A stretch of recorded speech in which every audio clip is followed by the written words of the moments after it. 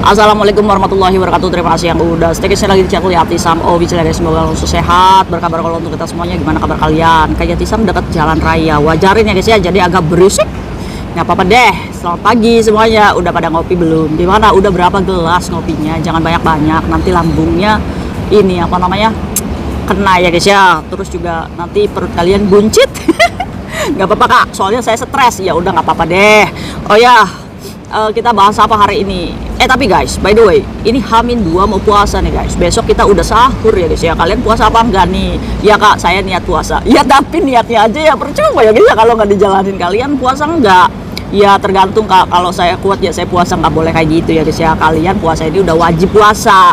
Nah kalau misalkan kalian bolong-bolong tuh, kalian harus ingat berapa tuh bolongnya dan harus dibayar fidyah ya guys ya. Karena apa? Karena ini wajib. Oke, sepakat ya. Oke, ada yang chat kayak Lisam tuh gembar-gembor Yorpay itu apa? Aduh, kalian ini masih belum tahu nih aplikasi yang udah banyak dipakai buruh migran di Hong Kong nih guys. Oke, kayak Lisam jelasin deh sekali lagi. Yorpay ini adalah aplikasi keuangan yang dibuat oleh orang-orang pintar di Indonesia nih, yang membantu para pekerja migran di Hong Kong, Taiwan, Indonesia ya guys ya, bisa menggunakan aplikasi ini untuk mengirim uang dengan biaya yang murah, cuma 10.000 aja. Kalau didolarin ya $5. Ya murah dong, iya kan? Nah, bisa isi pulsa sendiri, isi token atau bayar PDAM gitu guys. Jadi kalian bisa mengelola keuangan kalian itu dengan mudah. Gimana sih kak caranya? Caranya gampang. Kalian buka Android kalian, buka Play Store dan ketik Yorpay, terus kalian unduh, install dan daftar akunnya guys ya, terus diverifikasi. Nah verifikasinya itu memerlukan KTP Hong Kong dan KTP Indonesia. Kak saya nggak punya KTP Indonesia, nggak jadi masalah. Kalian punya paspor? Kak paspor saya ada di Majikan, boleh pakai scan yang ada di galeri. Kurang gampang apa lagi ya kan kak? Tapi saya nggak bisa. Tenang aja, kalian hubungi customer service-nya, nanti dibantu. Oke, cobain aja deh. By the way, hari ini kayak Yatisam mau bercerita tentang kasus, dimana kasus ini ayo kita belajar bersama dari kasus ini. Kalian ini sebagai pekerja migran harus bisa berpendapat dan mengeluarkan solusi nih untuk teman-teman kita yang menghadapi masalah seperti ini. Oke, ceritanya banyak ya di luar sana ini yang menjaga orang tua atau majikan yang keterbelakangan mental alias idiot ya guys ya. Nah, bisa dikatakan sebagai Chin San Peng. Chin San Peng itu ada ini apa namanya? Chin San itu ada bermasalah dengan otaknya gitu. Entah itu pelupa, entah itu apa namanya? Suka ngomong sendiri gitu guys. Nah, dari kasus ini ayo kita bahas guys. Sebenarnya bisa nggak sih kita bertahan dengan situasi seperti ini, atau apa sih yang harus kita lakukan kalau misalkan kita mendapatkan majikan seperti ini? Karena kasusnya ini termasuknya bahaya ya guys ya. Dan pekerja migran ini pengen notice katanya guys, takut apa namanya membahayakan dirinya. Tapi dari kasus ini sebenarnya kita bisa mendapatkan keuntungan untuk berpindah majikan dan bisa menunggu visa di Hong Kong guys. Yuk langsung aja. Oh iya guys, ada dua kasus. Yang pertama kayak saya mau bahas satu kasus ini. Ada pekerja migran, kita sebut aja Mbak Desi. Mbak Desi ini ya umurnya ya sekitar 33 tahun guys. Dia ini bekerja di majikan sudah hampir 3 tahun guys. 2 tahun satu kontrak berjalan, majikannya itu ya baik guys, nice gitu, jaga nenek ya. Nih pekerjaan ini adalah pekerjaan yang diminati oleh semua teman-teman kita. Karena apa? Karena menjaga satu nenek di rumah cuma berdua aja ya guys ya. Nah neneknya ini punya anak memang, tapi terpisah rumahnya guys. Jadi hanya terpantau oleh CCTV aja. Nah rumahnya itu kecil, 2 kamar. Neneknya masih bisa berjalan pelan, tapi ya umurnya sekitar 80-an ya guys ya, masih bisa berjalan.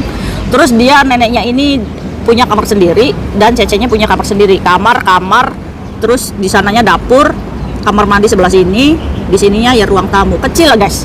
400 sampai 500-an rumahnya ya, kecil lah. Cukup lah untuk tinggal berdua.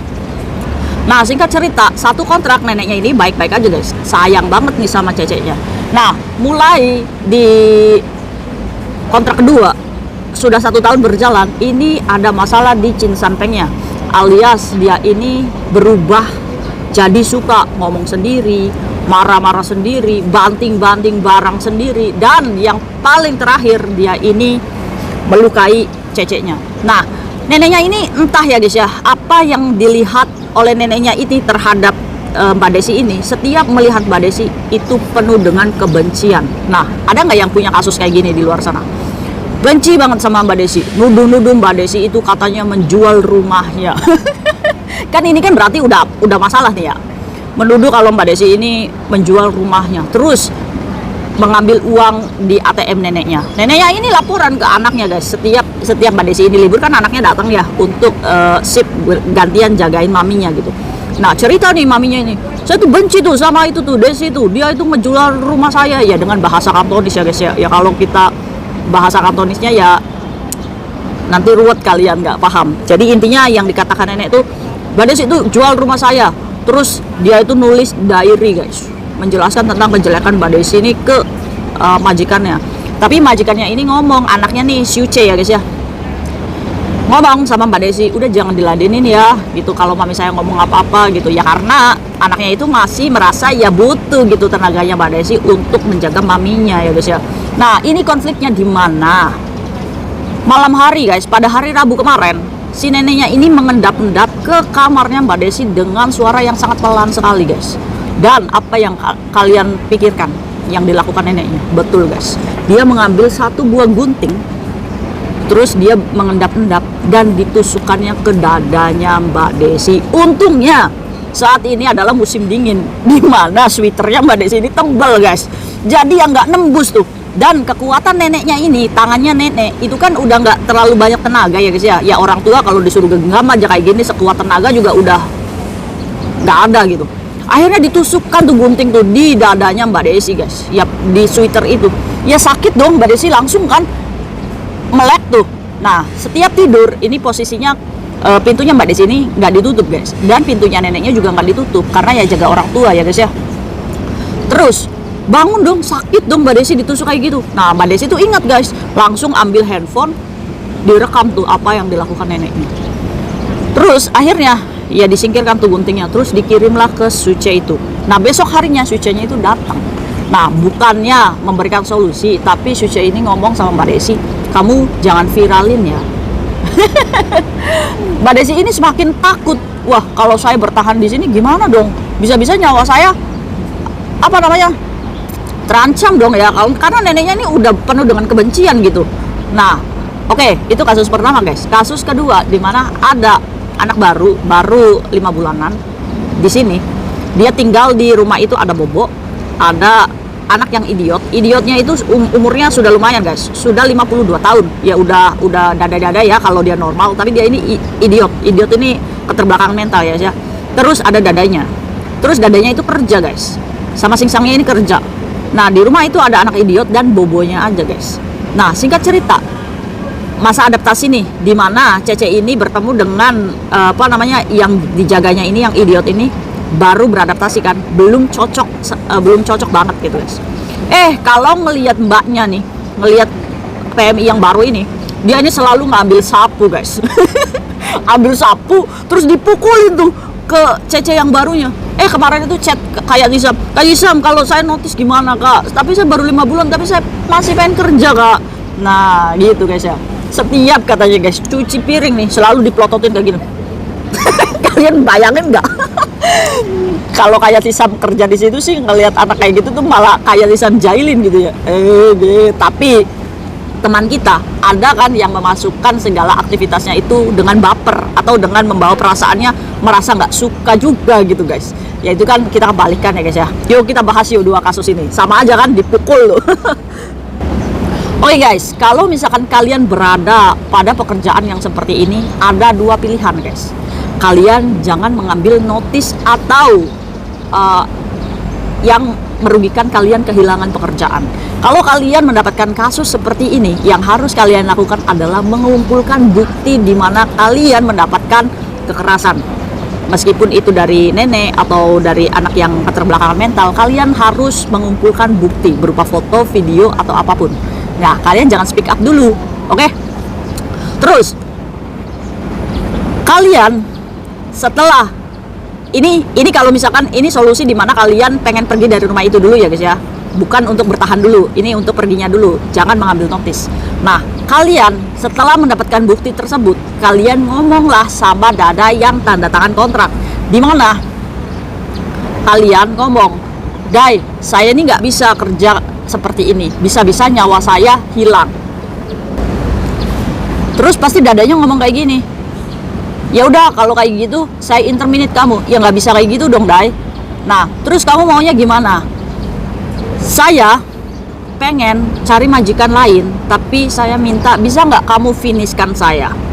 Jadi aman-aman aja gitu. Kalau misalkan kamu nggak bisa memberikan rekod saya finish, ya maaf aja gitu. Kalau saya melaporkan kejadian ini ke pihak labor. Tabayun dulu ya guys ya sama majikan. Nah, sebelum kalian ngomong sama majikan, kalian ini harus punya teman di mana foto bukti tersebut kalian share dulu ke teman, mengantisipasi di mana majikan kalian nggak terima, memeriksa handphone dan di delete itu foto.